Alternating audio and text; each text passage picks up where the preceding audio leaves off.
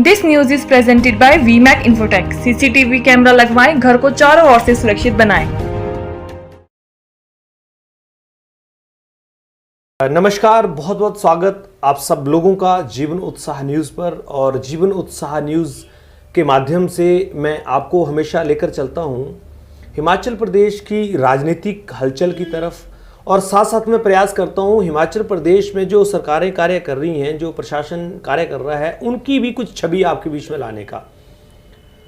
हमने हमेशा ये प्रयास किया है कि फैक्ट्स के साथ में कुछ ऐसी चीज़ों को एनालिसिस करके आपके बीच में रखा जाए जो समाज में जागरूक कर सकें, समाज को जागरूक कर सकें। क्योंकि कहीं ना कहीं जागरूकता ही एक ऐसा माध्यम है जो व्यक्ति को एक स्तर तक ले जा सकती है, उसकी ऊंचाइयों तक पहुंचा सकती है। और इसी सिलसिले में आज मैं आपके बीच में बड़सर विधानसभा से 2 बार विधायक रहे मनजीत सिंह डोगरा जी, जो एक बार निर्दलीय विधायक भी जीते थे, बहुत लंबा अनुभव राजनीति का रखते हैं और केवल बड़सर में ही नहीं बल्कि हिमाचल प्रदेश की राजनीति में मुझे ऐसा लगता है कि बहुत पुराना इनका अपना वजूद है।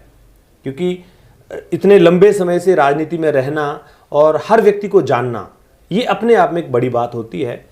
तो आज का एक विषय है जिस पे मैं आपको लेकर चल रहा हूं, हिमाचल प्रदेश में कांग्रेस की जीत किस आधार पर होगी या नहीं होगी, इस प्रश्न के साथ में, क्योंकि वो कांग्रेस से ही संबंधित हैं और हाल ही में उनको कांग्रेस पार्टी द्वारा फतेहपुर उपचुनाव के लिए जो भवानी सिंह पठानिया जी कांग्रेस के कैंडिडेट हैं, उनके चुनाव प्रचार में भी जिम्मेवारी दी गई राजेंद्र राणा जी के साथ में। राजेंद्र राणा जी प्रभारी हैं चुनाव के वहाँ पर, और उसको लेकर भी हमने चर्चा आपकी कराई किस तरह से वहाँ का चुनाव चल रहा है। तो मनजीत सिंह डोगरा जी को आज हमारे स्टूडियो में हमने इनवाइट किया है और हमने उनसे पॉलिटिकल एनालिसिस के रूप में, एक एनालिसिस्ट के रूप में, एक कांग्रेस के दिग्गज नेता हैं और अच्छा नॉलेज अनुभव रखते हैं राजनीति का।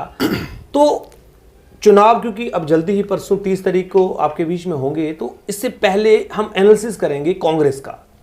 तो मनजीत सिंह डोगरा जी से हम चर्चा करेंगे इस सवाल पर कि कांग्रेस हिमाचल प्रदेश में वापसी किस आधार पर करेगी। आइए आपकी बात कराते हैं। मनजीत सिंह डोगरा जी, बहुत बहुत स्वागत आपका जीवन उत्साह न्यूज़ के इस खास कार्यक्रम में। और आज आपको आमंत्रित किया है इस विषय को लेकर कि हिमाचल प्रदेश में कांग्रेस की वापसी इन बाई इलेक्शन में किस आधार पर संभव होगी या नहीं होगी। ये जो प्रश्न मैंने आपसे किया है, ये इसलिए किया है कि आप एक पॉलिटिकल एनालिसिस के रूप में इस बात को रखें, क्योंकि आप अभी सेंटर ऑफ द पॉइंट हैं। ना तो आप कांग्रेस की सक्रिय राजनीति में स्टैंड कर रहे हैं कहीं, ना ही आप किसी तरह से अभी कोई राजनीति में ज्यादा बड़ा योगदान ले रहे हैं, पर आपके पास तजुर्बा बहुत लंबा है। उस तजुर्बे के आधार पर जिस तरह से कांग्रेस पार्टी आज विपक्ष में खड़ी है, उस आधार पर विपक्ष में होते हुए इन बाई इलेक्शंस में कांग्रेस किस तरह से अपने आप को प्रूव करेगी, क्या ऐसे कारण आपको लगते हैं? ऐसा रमेश जी, वैसे तो ये प्रश्न जो है बड़े लोगों से, जो कांग्रेस में संगठन में लोग हैं, स्टेट प्रधान से लेकर के डिस्ट्रिक्ट लेवल के जो लोग हैं और जिन्होंने कांग्रेस को चलाया हुआ है, उनसे पूछने का था। लेकिन फिर भी मैं अपने जो मेरी अपनी सोच है उसके आधार पर मैं बात करूंगा। ऐसा है कि इस वक्त पूरे भारतवर्ष के बीच में मुद्दा महंगाई का है। सबसे बड़ा ज्वलंत जो मुद्दा है वो महंगाई का है। आप देखिए कि आप पेट्रोल का भाव कहाँ पहुंच गया जी। जो मनमोहन सिंह जी के टाइम पर पेट्रोल का भाव जो 70 रुपये लीटर था, आज 105 और 106 रुपये हो गया। और ये इसलिए क्या, फिर खाने का जो तेल है, वो जो ब्रांडेड तेल था, आपको एक आप जानते हैं, आप भी यूज़ करते हैं घरों में, पी मार्क का जो ब्रांडेड सरसों का तेल है, वो उस टाइम पर 70 और 75 रुपये की लीटर था। आज जो है वो 230 रुपये लीटर है। आज जो है वो गैस का सिलेंडर कांग्रेस के टाइम पर, मनमोहन सिंह के टाइम पर 400 रुपये मिलता था, आज जो है वो 1000 से पार चला गया है। आप डीजल को तो आपको ये लगता है कि महंगाई एक बड़ा कारण है जो कांग्रेस को जिताने का कारण बनता है? बिल्कुल बिल्कुल। अगर मेरी माता और बहनों जो घर को चलाती हैं, जिनको घर में रसोई का जो संभालती हैं और पूरे परिवार को चलाती हैं, अगर उनके दिल और दिमाग पर ये बात आ जाएगी, बैठ जाती है कि गैस हमारी कहाँ पहुंच गई, पेट्रोल हमारा कहाँ पहुंच गया, महंगाई से डीजल कहाँ पहुंच गया, खाने का तेल हमारा कहाँ पहुंच गया, दालें हमारी कहाँ पहुंच गई, इवन छोटी सी बात है, माचिस से 1 रुपये की आती थी और 2 रुपये की होगी, छोटी सी बात, इसकी तुलना आप करिए पहले से। तो अगर ये मुद्दा लोगों के दिल और दिमाग पर आ गया तो निश्चित रूप से कांग्रेस की जो है वो बहुत अच्छी विजयी होगी। और मैं जो इस वक्त जो वातावरण बना हुआ है इस वक्त, वो ऐसा लगता है कि चारों सीटें कांग्रेस पार्टी जीतेगी। हिमाचल प्रदेश के मुख्यमंत्री जयराम ठाकुर जी अभी बहुत बड़े स्तर पर ये कह रहे हैं कि भाई हम तीनों विधानसभा जीतेंगे, लोकसभा भी हम जीतेंगे, कांग्रेस का हम बिल्कुल पत्ता साफ कर देंगे। इतना कॉन्फिडेंस उनके अंदर आखिर किस वजह से लग रहा है? देखिए रमेश जी, जो हमारे माननीय मुख्यमंत्री हैं वो सपना देख रहे हैं, वो ऐसा सपना देख रहे हैं जो कभी पूरा नहीं होगा। वह सपने देखने चाहिए जी, लेकिन वो सपना देखना चाहिए जो पूरा हो जाए। वो ऐसा सपना देख रहे हैं जो हो नहीं सकता। देखो, वो सुबह कुछ बोलते हैं, दोपहर को लंच के ऊपर कुछ बोलते हैं, शाम को डिनर के ऊपर कुछ बोलते हैं, और सुबह अखबार में वो सारी जो चीज़ उन्होंने ऑर्डर की होती है वो सारी चेंज होती है। परसेप्शन के ऊपर सारी चीज़ टिकी है। किसी भी पॉलिटिशियन की जो वर्किंग वो जो करता है, स्टाइल ऑफ फंक्शन जो उसका होता है, उसकी लोगों में एक परसेप्शन बनती है। वो परसेप्शन ऐसी बन गई है कि अब चाहे वो जितने बोले, जो मर्जी बोले, अब तो सरकार उनकी जानी जानी है, निश्चित है। और वो कोई ऐसा नहीं, पता नहीं वो किस आधार पर बोल रहे हैं। वो मुख्यमंत्री हैं, वो बोल सकते हैं, उनको हम रोक तो सकते नहीं, लेकिन एक निश्चित आप लीजिए कि आप चाहे ये तो चुनाव हारेंगे ही हारेंगे, अगला चुनाव जो 2022 में आ रहा है उसमें चाहे नेशनल लीडरशिप भी बीजेपी की तंबू लगा करके बैठ जाए, तंबू लगा करके बैठ जाए हिमाचल में, तब भी बीजेपी की सरकार रिपीट नहीं होगी, कांग्रेस की ही गवर्नमेंट। डोगरा साहब, ये बताइए आप, जैसे आपने महंगाई की बात की, आपने कहा कि माताओं बहनों को अगर ये बात समझ में आ जाएगी तो कांग्रेस की विजय हो जाएगी।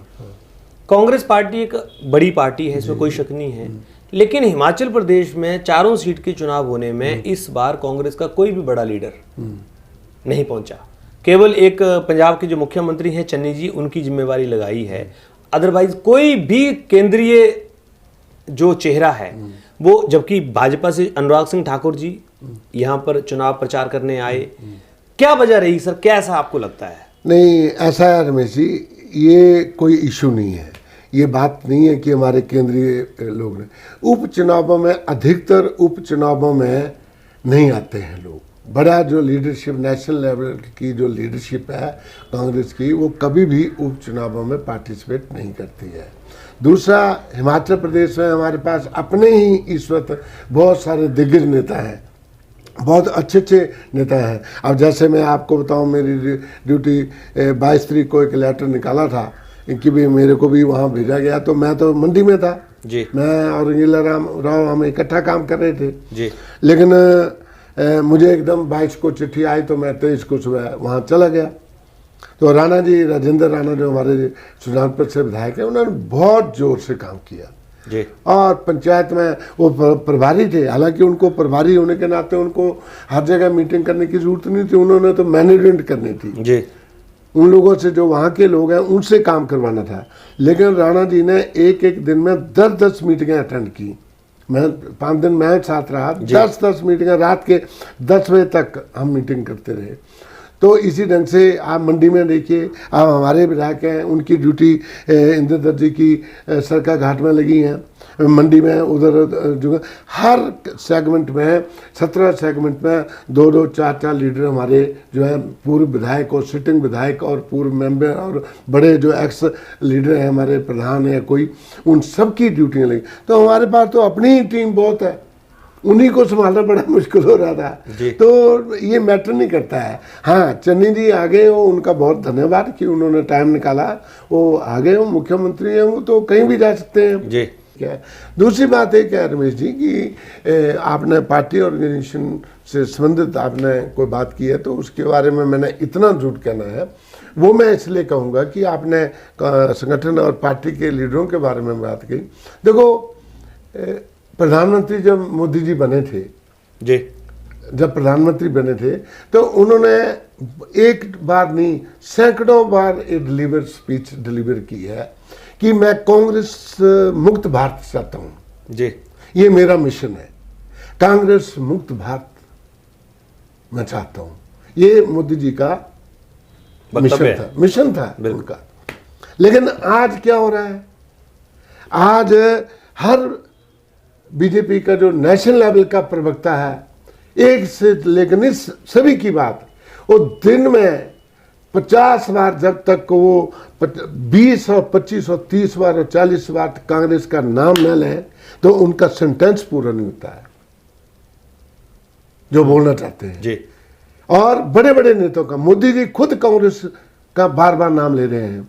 योगी जी जो, क्या वजह लगती है आपको, क्या कारण लगता है? उसका डर है, कांग्रेस से डर है। राहुल गांधी एक हमारा ऐसा नेता है जो कोई लीडर कांग्रेस में ऐसा ब्लंट लीडर है ही नहीं, ऐसा साफ बोलने वाला है ही नहीं। लेकिन वो ये कहते हैं कि राहुल गांधी के पास तो दिमाग ही नहीं है, उसको तो पता ही नहीं है बोलने को। वो बीजेपी, वही तो एक बात है, बीजेपी ने एक नैरेटिव क्रिएट कर दिया कि राहुल जो है वो कुछ नहीं है, वो ऐसे हैं, वो तो परिवार की वजह से चले हुए हैं। ऐसा नहीं है। राहुल एक ऐसा स्ट्रॉन्ग लीडर है, सच्चा कोरा लीडर है, जो वो किसी की परवाह नहीं मारता है। वो बिल्कुल, बल्कि वो अपनी माँ की, सोनिया गांधी जी की भी बात को वो नहीं मानता, वो अपने ढंग से चला हुआ है। और मैं आपको बता दूं रमेश जी, राहुल गांधी कुछ ना कुछ जरूर जो खेला करेगा। मतलब आपको लगता है कि आने वाले समय में राहुल गांधी एक बड़े चेहरों के, देश का बड़े प्रतिनिधित्व करने में? बिल्कुल। आज की स्थिति में मैं दावे से कह सकता हूं कि कांग्रेस की जो लीडरशिप थी, जो वहां 24 अक्टूबर रोड में जो लोग बैठे थे, वो लोग राहुल गांधी को सपोर्ट नहीं किए। इस वजह से बीजेपी वालों ने नैरेटिव क्रिएट कर दिया और उनको बुरा भला कहा। लेकिन राहुल गांधी ने जो अभी टीम जो उसकी बन रही है, वो लगता है कि वो एक बहुत अच्छा प्रदर्शन जो है वो करेगा।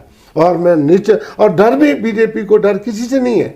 भले ही हमारी सीटें लोकसभा में कम है, भले ही हमारी सीटें कम है, लेकिन अगर डर है नेशनल लेवल पर, तो बीजेपी के बाहर कौन पार्टी है? और नेशनल लेवल पर भले ही वहाँ सीटें नहीं मिली हैं, भले ही हमारा वोट वहाँ नहीं है, जैसे फ्यू स्टेट्स हैं जहाँ रीजनल पार्टी काम कर रही हैं, लेकिन वहाँ कांग्रेस है, वहाँ बीजेपी तो कहीं भी नहीं है।